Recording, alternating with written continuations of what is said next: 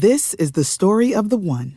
As head of maintenance at a concert hall, he knows the show must always go on. That's why he works behind the scenes, ensuring every light is working, the HVAC is humming, and his facility shines. With Grainger's supplies and solutions for every challenge he faces, plus 24/7 customer support, his venue never misses a beat. Call quickgrainger.com or just stop by. Grainger, for the ones who get it done.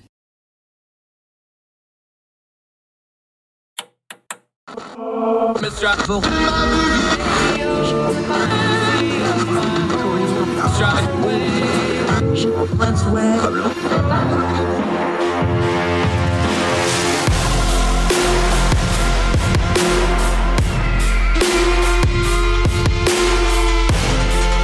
your host, Andrew Donaldson.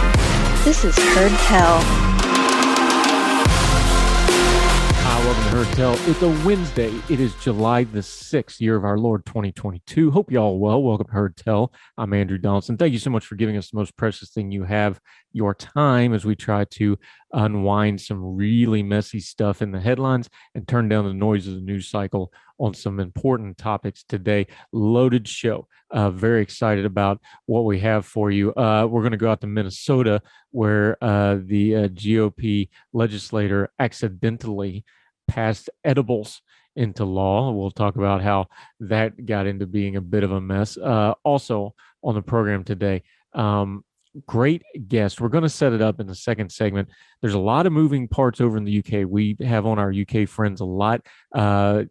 Developing stories really started breaking on Tuesday afternoon as we recorded this. Albie Amankona, a great Young Voices contributor over in the UK. He's done a lot of media over there. He's a graduate of London School of Economics. Really, really sharp, smart fellow. But we're going to have him on and talk about the breaking developments in the UK with Boris Johnson once again on the brink. But also part of that conversation we want to have with him, we're going to talk a little race and racism and what do we do with race in the context of politics and culture, how culture changes how something universal like race relations manifests itself different depending on the cultures, and how holding politicians and ourselves accountable is a big part of dealing with those types of issues. Albie Amankona, very excited to have him on the program today. And the next segment, we're going to set up those developing and breaking stories over in the UK for you. But first, we're going to end the show. Kind of a UK theme today. A food bank got broke into over there. Now, why is that in our uplifting segment? Because of how the community reacted to that. We'll go to York. Those of you that are Downton Abbey fans like me will recognize that. We'll go over there in our end of the program segment. But let's start here in a real world application. We talk in things like inflation and cost of living when we talk to our UK friend here in a minute. We talk about these things in really high terms sometimes, almost detached. I'm guilty of it too. I do it all the time. We'll start talking about the theories of things and the ideology of things, almost like a theological thing instead of a practical thing at church, where they start getting into some deep concept instead of, hey, I'm having a crappy week, I just need to be encouraged here. We tend to do that with things, especially things like inflation, cost of living, gas prices, things like this. There's a wonderful piece written in the Los Angeles Times. And I mean wonderful, not because of the subject matter, but because how it was addressed by Nathan Solis, the writer who wrote it up. LA is famous for its street vendors, especially its taco vendors. So this is a great example to kind of maybe bring down the dialogue on things like inflation and food prices and gas prices and cost of living and make it into a real world example. On a recent weeknight, this is from the Los Angeles Times, street vendor Renee Oracoza was busy flipping store-bought tortillas on a makeshift grill as she prepared carne asada and chicken tacos for sale near MacArthur Park. Supply costs more these days, and sometimes Ornazoka had to cut back on the meat in her $1.50 tacos. Prices go up, she said, from Mexico, but might not matter to hungry people who have money. Rising food and fuel costs have forced some street vendors to ration their supplies or raise their prices based on what some take for granted as convenient and affordable food. But many entrepreneurs, their livelihoods are at stake amid soaring inflations. From April 2021 to April 2022, the prices have jumped 14% for meat, poultry, fish, and eggs, according to the United States, one of the largest increases since 1979, according to the Bureau of Labor Statistics. Vegetables and fruit prices spiked nearly 8%. The cost of propane, which is the main fuel for most vendors' grills, has increased by 26%, an average of $3.08 a gallon. In the waning light of day, smoke from the Avenue 26 Taco Street Side Grill in Little Tokyo wafts through the air, beckoning hungry patrons just getting off work. A bulbous cut of pork crystal in the rotating trompo over an open flame, and tortillas are flipped on a Mexican comal. Erasmo Reyes, by the way, my habla is not great, so as I mispronounce these things, just bear with me, forgive me, and I do apologize. Erasmo Reyes and his son Cesar watched as several cooks prepare carne asada and tacos al pastor for a steady stream of customers. The stand first opened on Avenue 26 in Lincoln Heights more than a decade ago. During the pandemic, a bustling food night market sprang up, attracting hordes of foodies, more vendors, and eventually problems. The city actually had to shut the night markets down last year over health and safety concerns. Cesar Reyes started working with his father when he was 14, perfecting the family recipes brought from Puebla, Mexico. But when it came clear that the Lincoln Heights location was too crowded, he sought a new location. Over the years, the family had raised the cost of their tacos from 50 cents when they first started out 10 years ago to the current $1.75. But the Reyes family is always the last to increase prices whenever possible. Quote, when everyone saw what we were doing well on Avenue 26, they followed us and cooked food like ours, and they started to raise their prices, but we always made sure we were the last one to raise ours, Cesar said. While food prices are skyrocketing, the Reyes has said they also have to consider their loyal patrons. We see that, but right now we have to wait and see. He's meaning the prices. We're not going to raise our prices just yet because we have to think of our customers. A lot of our customers are low-income people who enjoy our food and can't always afford to pay more than $2 for a taco, Cesar Reyes said. You sometimes have customers argue over prices, but we have to tell them that it's not our fault. Prices are going up, and we will continue to make our food the way the customers have always liked it. They don't realize that if we don't raise our prices, we will not be around.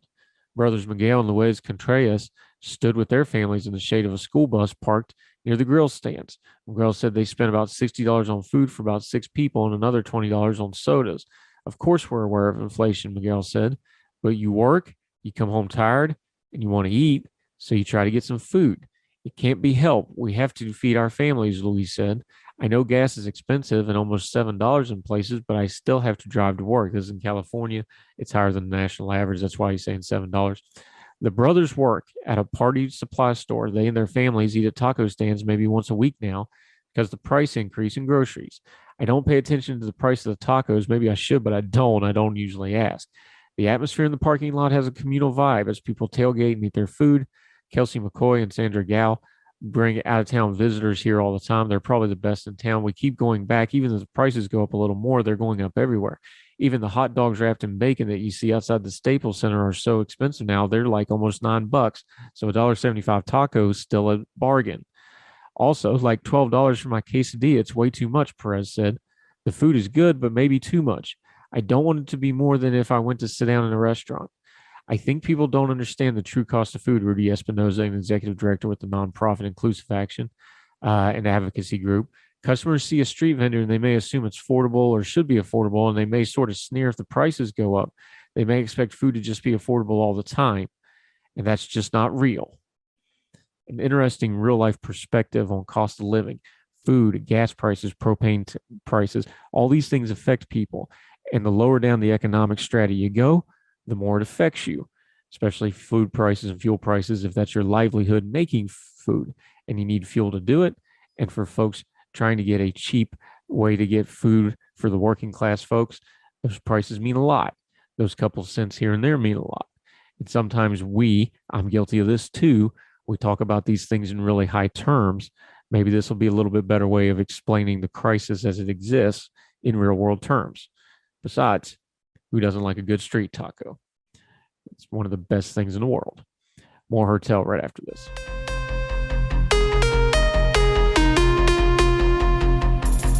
This is the story of the one. As head of maintenance at a concert hall, he knows the show must always go on. That's why he works behind the scenes, ensuring every light is working, the HVAC is humming, and his facility shines. With Grainger's supplies and solutions for every challenge he faces, plus 24/7 customer support, his venue never misses a beat. Call quickgrainger.com or just stop by. Grainger, for the ones who get it done. What's the easiest choice you can make? Window instead of middle seat? Picking a vendor who sends a great gift basket? Outsourcing business tasks you hate? What about selling with Shopify? Whether you're selling a little or a lot, Shopify helps you do your thing, however you cha-ching. Shopify is the global commerce platform that helps you sell at every stage of your business. From the launch your online shop stage to the first real-life store stage, all the way to the did we just hit 1 million orders stage. Shopify's there to help you grow. Whether you're selling scented soap or offering outdoor outfits, Shopify helps you sell. Wherever and whatever you're selling, Shopify's got you covered. Sign up for a $1 per month trial period at shopify.com/try. Go to shopify.com/try now to grow your business, no matter what stage you're in. Shopify.com/try.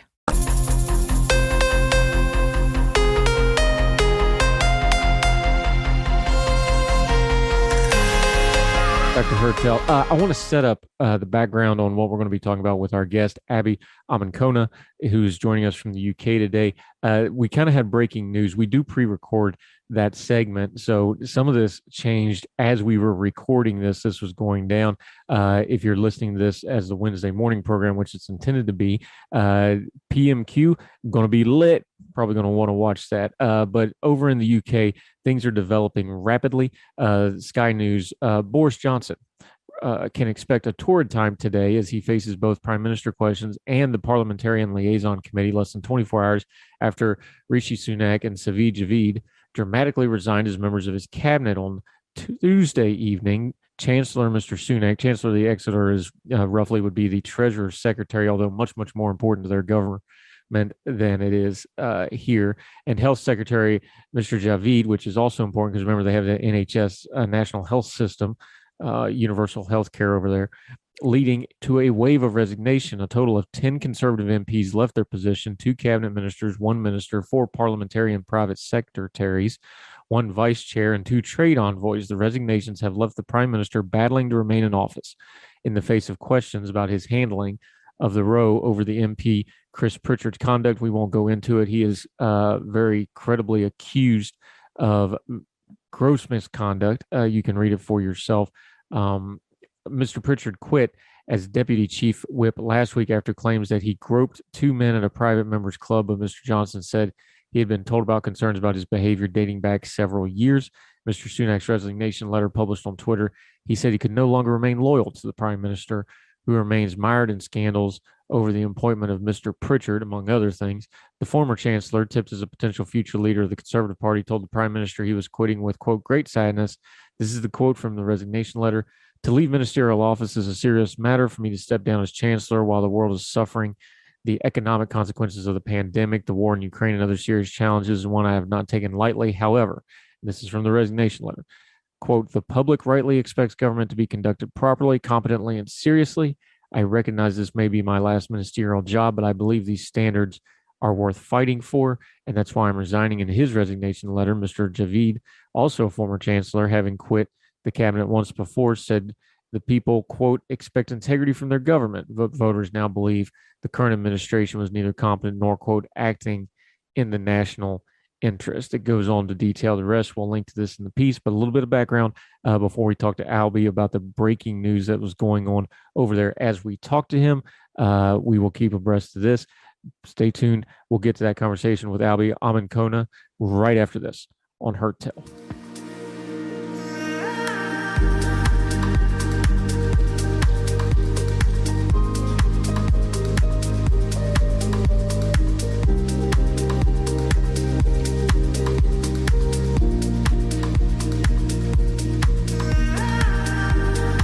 Okay, very excited about this guest. Been wanting to get him on for a few weeks, but he's a very in-demand, busy feller, but we're thrilled to have him with us. Another Young Voices contributor. This is a very smart man. Put him in your information rotation. I've really enjoyed listening to him, and I'm thrilled to talk to him and now call him a friend. Albie Amankona, how are you, sir? Thank you very much for joining us here on Heard Tell. Andrew, it's good to be here. I don't know whether to say good morning or good evening, but it's good to be on the show nonetheless. Yeah, as we're recording the afternoon in the US, it's evening in London. It's been a very, very busy news day for the UK. So let's just start right there. We were going to talk about it anyway, but in the last few hours, we've had some breaking news. Again, we're recording this, so if you're listening to this on Wednesday morning, these things may have changed, but we've had some very high profile resignations.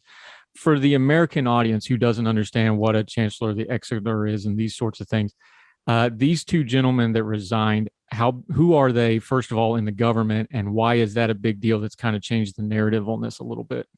So the two gentlemen that have resigned, I'll start with the Health Secretary because that's probably relatively easy for an international audience, but the Health Secretary is in charge of the NHS and healthcare for England, and then also social care as well for England.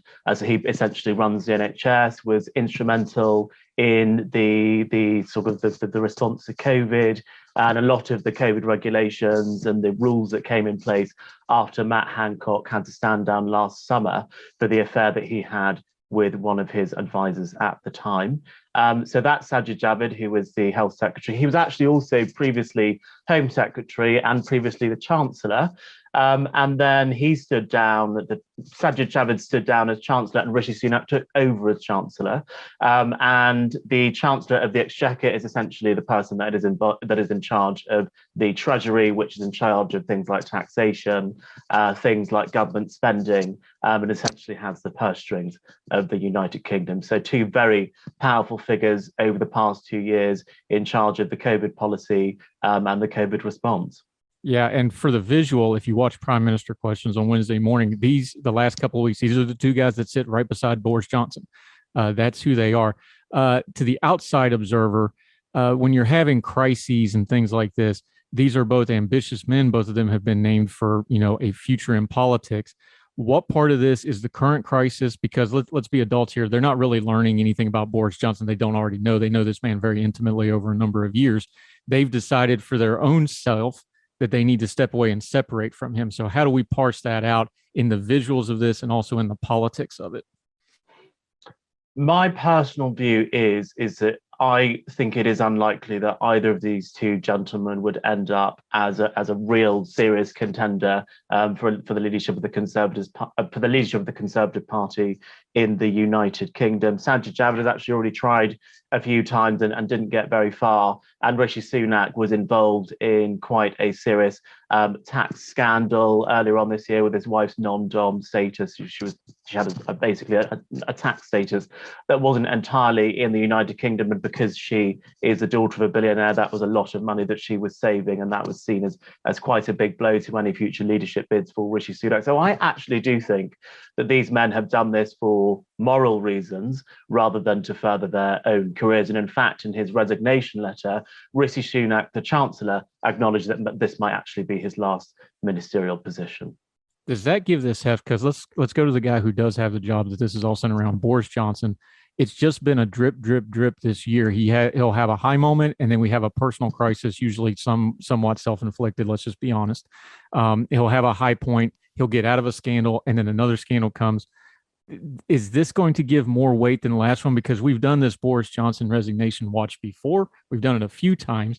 The British press is treating this like it's a lot bigger deal and more imminent. You're there, we're not. You tell us. Does it feel like that to you, that this is different this time? I would always be hesitant to predict the downfall of Boris Johnson, but this, to me, it does feel different, because what all of the other scandals were missing were these big cabinet resignations, and the Chancellor of the Exchequer is essentially the most important cabinet position after the Prime Minister, and the Health Secretary, because of how important the National Health Service is in the United Kingdom, is also a very important cabinet position. To have both of those resignations literally happen within minutes of each other, Andrew, they were announcing both of these resignations, is quite a big blow. But there is nothing constitutionally which forces a Prime Minister to resign after cabinet ministers actually, resign themselves. So what some people are thinking is that he could hold on until the 1922 committee has its elections in a couple of weeks' time, and what we think might happen with the 1922 committee, which is essentially like a trade union of the Conservative Party, is that it could elect essentially a bunch of rebels to the executive who could change the rules on when votes of confidence rather can happen, and then it could usher in a vote of confidence before Conservative Party conference in October. Yeah, Albie, Amankona, join us. Break this down for the American audience or the international audience a little bit, though, because this is the parliamentary system. So Boris Johnson is the leader of the party, but he's also a member of the parliament. So in order for him to go, if he's not going to resign on his own, which everybody close to Boris says that's his ultimate nightmare, he does not want to resign in disgrace. If he decides to fight this, there's a lot of process involved here, because basically what you're doing is the party is trying to take itself back from him being the leader. This isn't like the American system with the president, where, you know, we've never removed a president from office through impeachment. We've had him impeached but not convicted. There's a lot of dirty processes here that are kind of unclear and kind of uncharted territory, really, if he decides to really fight this, isn't there? Because if he doesn't want to go, it's going to be hard to make him go, isn't it? Yes, it will be hard to make him go, but the Conservative Party has always been ruthless when it's come to getting rid of its leaders. So the process that would happen if he chooses not to resign is there is a committee, as I said before, the 1922 committee, which is essentially like a trade union of backbench MPs. Now, the 1922 committee has an executive committee, which is in charge of all of the leadership rules in the Conservative Party. Now, at the moment, confidence votes can only happen once every 12 months. And there was a confidence vote just 2 weeks ago, which would mean under current rules, there cannot be another one for 12 months. But there are elections for the 1922 committee executive coming up. And the rebels essentially want to hijack those elections, elect in a bunch of MPs who want to change the 1922 committees so that a vote of confidence can happen before the 12-month period, and then usher in a new vote as quickly as possible. And then if he were to lose a majority of Conservative MPs' support, he would be ousted as Prime Minister, and there would be a leadership election. Yeah, and the other option here that some have been talking about is they think it would be a desperate move. Would Boris Johnson call a general election and take his chances? So this is something which I've heard periodically over the last couple of weeks. It is actually something which the Prime Minister has denied. It would be a very high-risk strategy, Andrew, because the Conservatives aren't doing too well in the polls. It's not sort of a 1990s level of polling disaster that we saw with Tony Blair and Sir John Major, but we are, a good 7 or 10 points behind Labour in the polls really quite consistently now for a couple of months. So it wouldn't seem to me to be an electorally prudent decision to go to the electorate right now to vote in a general election. We've already had many since Brexit, really, since 2015. I think there have been 3 general elections, and we don't need a 4th one. Yeah, Albie, Amankona joining us from over in the UK.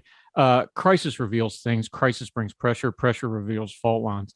How much of the political stuff that's going on in Parliament, and to be fair here, the Labour Party has not exactly been covering themselves in glory either, although Boris is going to get all the headlines because of this.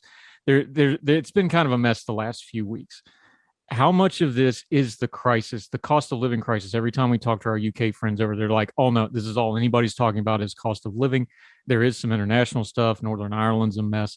At some point, is there a feeling in England that the government, Boris Johnson's line has always been, we're going to get on with it. We're going to get on about the business. He's done that to that point. Does it feel like the government is kind of grinding down and getting under the weight of all this? And with the cost of living crisis, that's just so much more pressure, and that's bringing a lot of these fault lines out.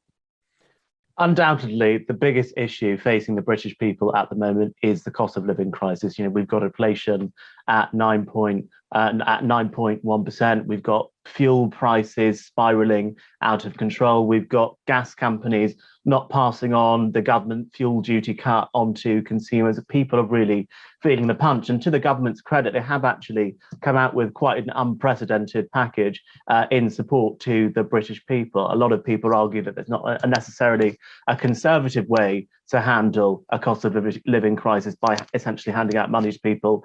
Other people like me would perhaps prefer tax cuts, but nonetheless, no one can argue that the government isn't at least trying to solve the problem. But all of that, Andrew, is being overshadowed by the way that the Prime Minister and indeed Number 10, supported by the rest of the cabinet, respond to what can actually be quite simple events that just require a good response from the Prime Minister and a good response from the government, and none of that seems to have been happening. why is the comms on the small things? And I'm not meaning small as in trivial matters, because these are serious matters, but he does good on Brexit. He had that wonderful optic of him walking around Kiev. He seems to get the big stuff and get in the mainstream of the British people on a lot of that stuff. And it's just self-inflicted wounds on all this other stuff. Like, just come out and say the truth about, like, Partygate happened. Everybody went, okay, there's going to be a photo come out at some point. Like, everybody kind of felt that one coming, self-inflicted over and over and over again, letting this minister, and I don't want to get into the allegations because they still got to go to the process, but, ministers that are problematic hang around because you needed the votes, and that's the way it looked. Why is it just part of his personality, that big outward personality, that he just sometimes doesn't handle this small stuff? Because it's almost baffling. Yeah, this is part and parcel with who Boris Johnson is, isn't it? I wouldn't necessarily describe them as small things. I would probably describe them as things which should be easy to handle. It should not be difficult to handle a situation where an MP has allegations of sexual assault against them, which are then upheld. It should not be difficult not to promote that person to a position where they're essentially handling the pastoral care of Conservative backbench MPs. That should be an easy thing to handle. The Partygate saga should have been, in my opinion, an easy thing to handle. It just required honesty. And what a lot of Boris loyalists will say is he's got all of the big calls right. But when there are so many of these easy things to handle, which are handled abjectly terribly, it piles up and it ends up in a situation like this where we've got two senior cabinet ministers resigning. And I think this all actually stems from the Patterson scandal last year. So this has been going on since around October or November time last year. Yeah. Albie Amankona joining us. That's why we have him. He says it way more elegantly than I did and got to the point much better for my bad question. Well done, sir. Appreciate that. We're going to take a quick break. That's the headlines coming out of Britain as today. When we come back, we're going to talk some culture stuff.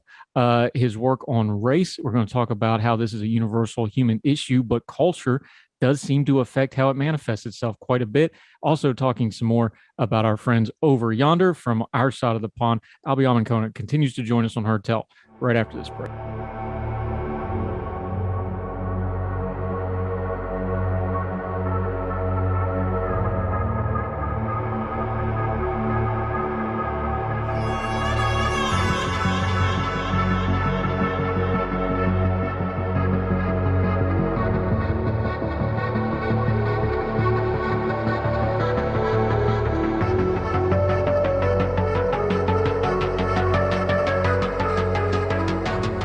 Welcome back to Heard Tell. Albie Amankona, great man who has a great insight on things. He's done a lot of media in the UK, probably not as familiar to an American audience. Please make sure you're following him. He is a graduate of London School of Economics, really sharp fellow. Okay, I want to talk about the race stuff, but let's start with the organization you've been working with. Carve, just way of introduction, just explain to people what that is and why you saw a need for that with your colleagues that do that with you. Absolutely. So I founded Conservatives Against Racism 2 summers ago with some fellow Conservative Party activists, really as a response to the Black Lives Matter movement in London and how we felt that whole race relations debate was not being conducted in the most constructive way. And I'm fundamentally of the belief that Britain is best run under Conservative governments. And that means that as the demographic change happens in the United Kingdom, that is going to require more people from all different backgrounds in the UK, including ethnic minorities, to vote for the Conservative Party. I do not think it is a good enough reason, Andrew, for people not to vote for the Conservative Party because of the wrong perception that the party is racist and that they feel that they are a race traitor for doing so. You know, the values of having a small state, low tax, pro-business, pro-family environment where aspiration and self-reliance are important are not values which are ascribed to one particular race. In fact, I would argue that my grandparents who came over here in the 1950s had those exact beliefs that many Conservatives have today. You mentioned your grandparents and your own history. Migration and immigration are obviously very hot topics in the UK. The UK has always had a history of this. Where is it really at? Turn the noise down of the news of just what we're seeing from the outside, whether it's the Channel stuff, the Rwanda stuff. Just turn the noise down and tell us the average person in England and the UK, where are they at on things like immigration and race? Is it a day-to-day problem for folks? Is it better than it was? Is it worse than it was? Where are we at with it, do you think?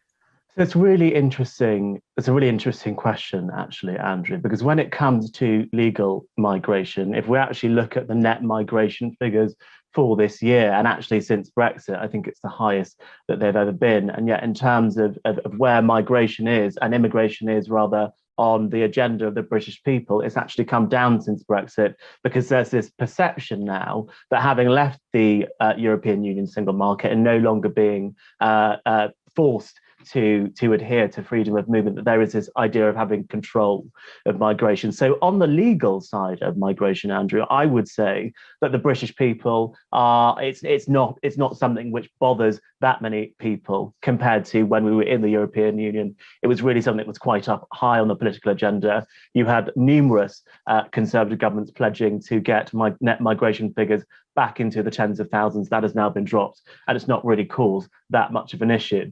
But then on the illegal side, it really has become much more of an issue. This issue of the Channel boats crossing has really captured the minds of the British public, and many people want to see that sort of illegality and suffering and exploitation stopped, and that is what the government is attempting to do, rather badly, some might say, or rather well, others might say, with the Rwanda policy.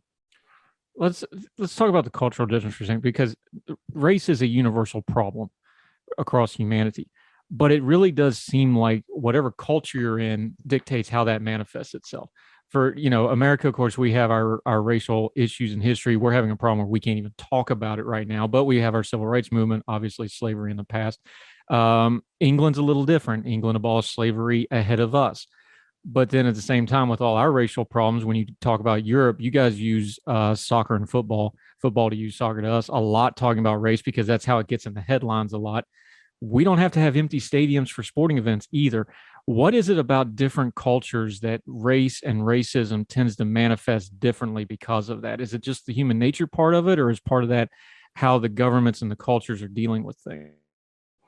I think it's a bit of both. I also think it's partially to do with history and actually how migrants ended up getting this country, and whether or not you would even kind of class people of different skin colors migrants. In the US, it's a very different situation to Europe when you've got African Americans and white Americans, or however you describe white European Americans. I'm not sure of the exact terminology, but you wouldn't argue, I don't think, that an African American was any more or less of an immigrant than a WASP was, for example. At least that's a view from the United Kingdom.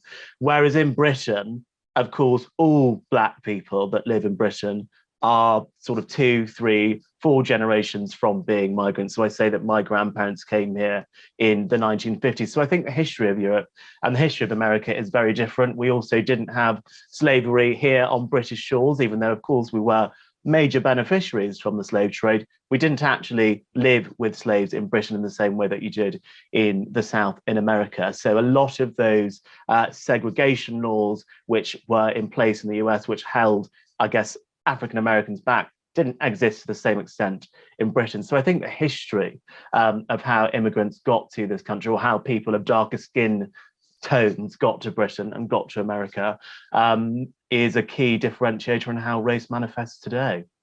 Does the UK look at places like America? What's the perception of our way of handling race from overseas? Because I lived in Europe 2 different times. The perception is different, that we just have a different kind of race problem in America. What is it right now? What's the perception? You mentioned the Black Lives Matter protests. There's been other things. Some of that tried to port over to England, the various different effects. What is the perception of how America handles race from your view over there? I think my perception of how America handles race is that things seem to be going awry. On one side of things, on the left wing of politics, the sort of democratic view, you've got critical race theory infiltrating, what used to be quite a peaceful and reasonable civil rights movement, and it's turned it into this movement where the going mentality is that all white people are racist and that there is absolutely nothing that any black person can do as an individual to rid themselves of this structure of racism which has been created around them, and everything to do with American society holds that back. And then you've got the other side of politics, which seems to not really accept racism as a problem at all. And then you mix in your different situation, let's say, on gun laws and gun rights, and it seems to create a tinderbox, which we just don't really have in Europe, or I wouldn't argue that we have in Europe. And that's not to say that I think that we're handling race better in Europe. I just think some of the factors that we have make it less of a fraught issue. Yeah, we definitely have some built-in cultural stuff that we have not worked out amongst ourselves. That's a very fair criticism. Like I said, we're at a point where we're having trouble. We haven't developed a common language on how to talk about race, I think is a good way to explain it. And I don't know that we're anywhere close to doing that, but we're going to keep working on the issues. There's one thing you did with this organization that I found really interesting. There's plenty of great organizations. They talk, they advocate, they do social media. Y'all took it one step forward. You're getting people to put their names on what you're trying to do. And I'm talking MPs, members of parliament. That would be the equivalent to our Congress people.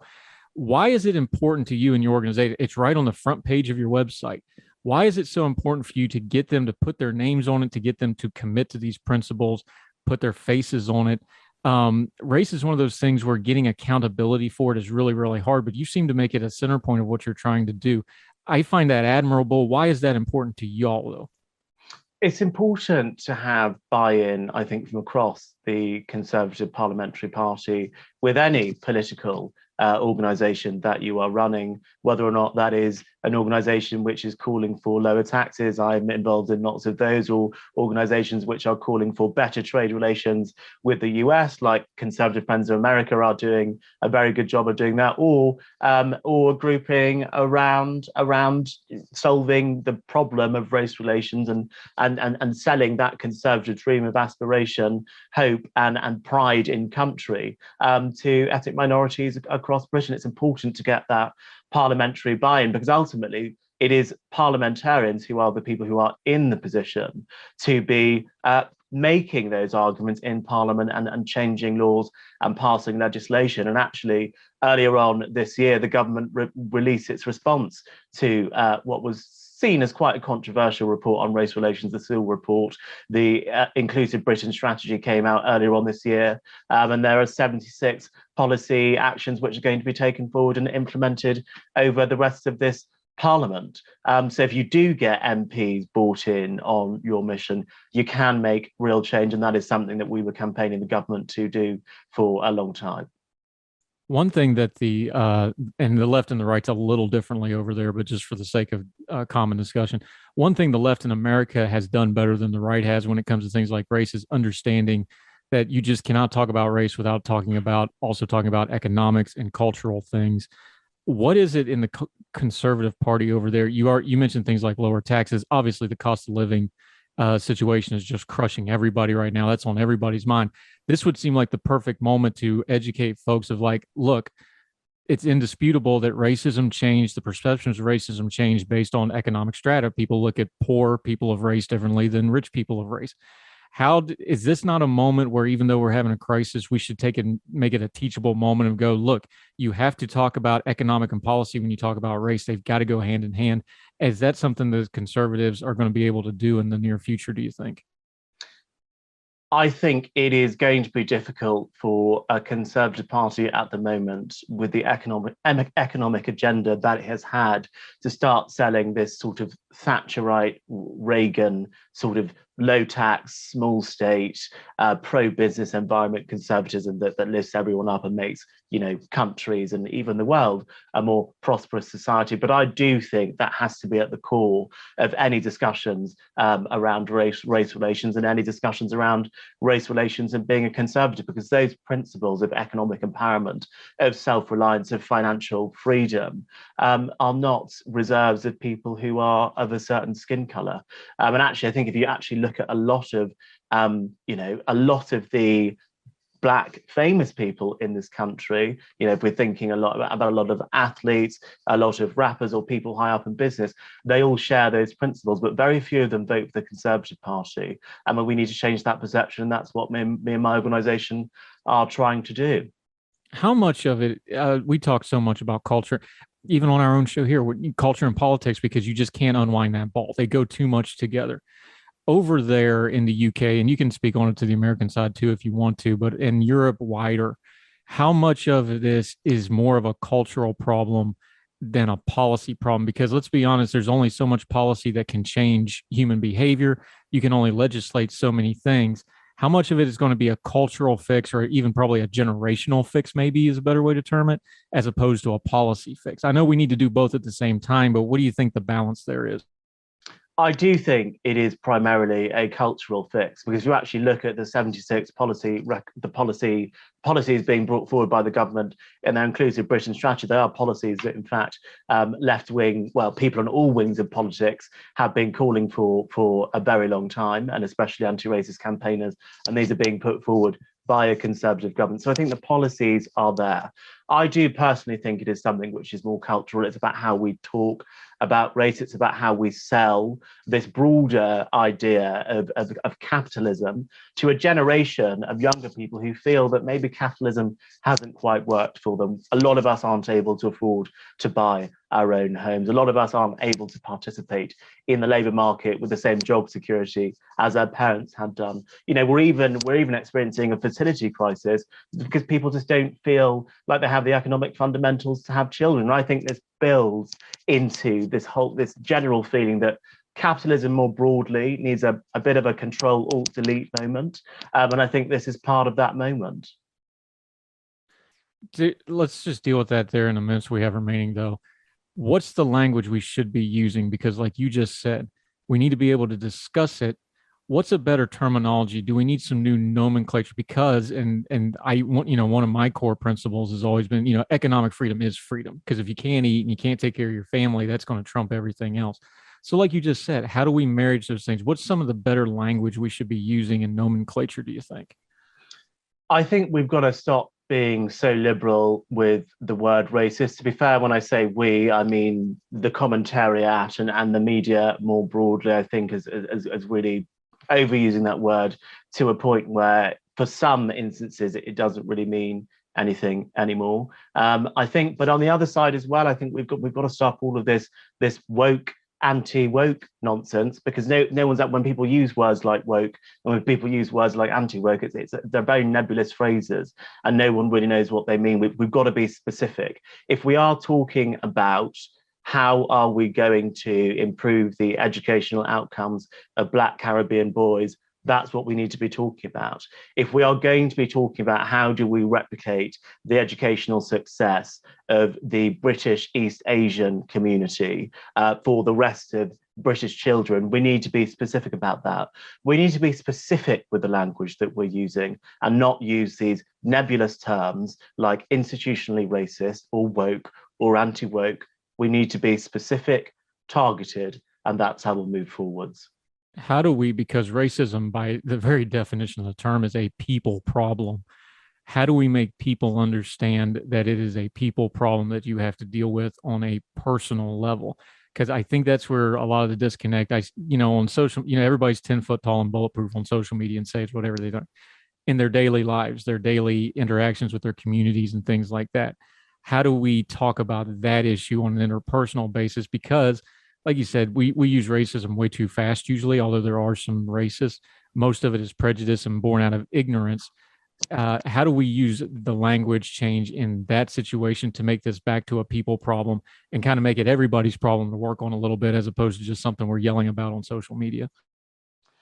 Genuinely, and this is going to sound very British of me to your audience, but I just think we need to get our manners back.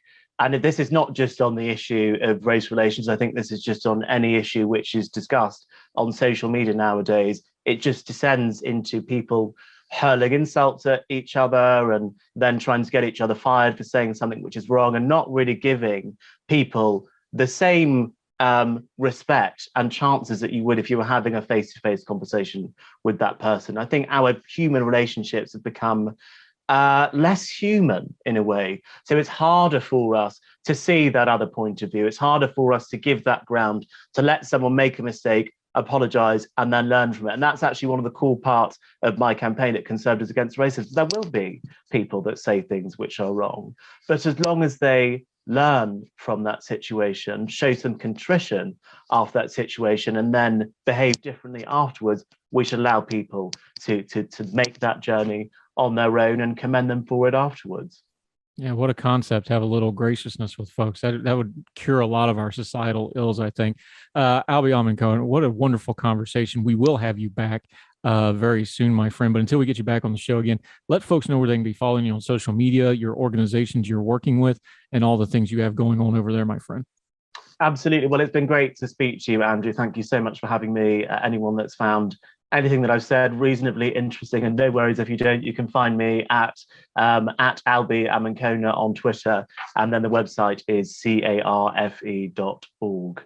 Yep, and his social media information is in the lower third graphic there if you're watching on YouTube, Facebook, or the Big Talker app. We will do this again very soon. Hope to have you back. Thank you so much for the time today. Appreciate it, my friend. We'll talk again real soon. Thank you, Andrew. Thank you, sir.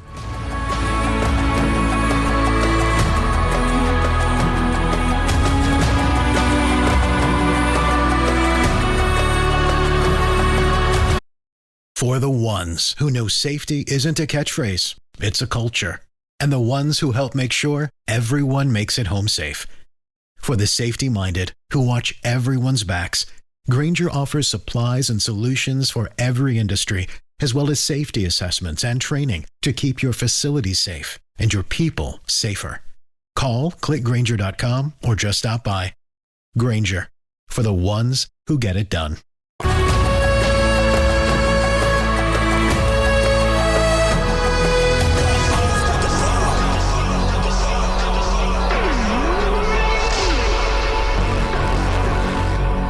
Welcome back to Heard Tell. Okay, a continuing theme. We joke about things like pass it so we can find out what was in it type of legislation, and how our legislative betters don't actually usually read the bills. They just pass them because they were told to, and most of them are written either by staff or the interest groups or whoever the case may be.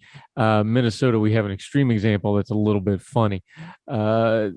Minnesota accidentally, according to some of them, legalized edibles. Huffington Post covered this, said it is unclear if state Senate leaders fully realized the law would legalize Delta-9 THC edibles before they agreed to pass it.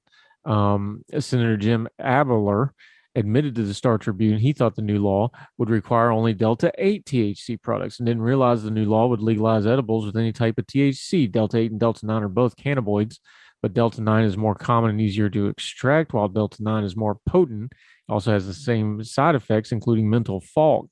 Delta-8 tends to just relax people. I thought we were doing a technical fix, and it winded up having a broader impact than I expected, Abler said. He seemed surprised that the amendment passed on a unanimous voice vote, saying, that doesn't legalize marijuana, we just didn't do that, of which he noted he laughed after saying that. Or are you kidding, responded Tina Leibenberg, a Democrat from Rochester. According to the Reformer, of course you have. No, just kidding. We'll do that next. High times up in Minnesota. Sorry, couldn't help it. More Heard Tell right after this.